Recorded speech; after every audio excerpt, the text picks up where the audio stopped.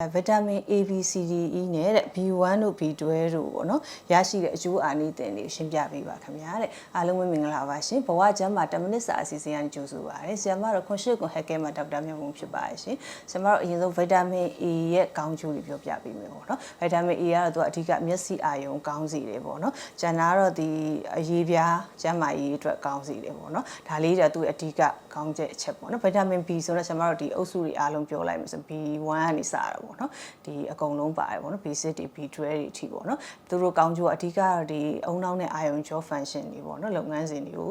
ကောင်းမွန်စေတယ်ပေါ့နော်အုံနောက်နဲ့အာယုံကြောကောင်းစေပြီးတဲ့ခါကျဆရာမတို့ဒီစွမ်းအင်တွေပေါ့အစားအစာအနေပြီးတော့သူစွမ်းအင်လေးတွေကိုဖြစ်စေတယ်ပြီးတဲ့ခါကျတော့ဒီသွေးနီဦးဆဲတွေပေါ့နော်ဒါမျိုးတွေကိုသူကအထောက်အကူပြုတာပေါ့နော်ဒီလိုဒါကသူရဲ့အဓိကအကောင်းကျိုးလေးတွေပေါ့နောက် vitamin C ပေါ့ vitamin C ကတော့ဒီကိုခံအားအတွက်ကောင်းမွန်တယ်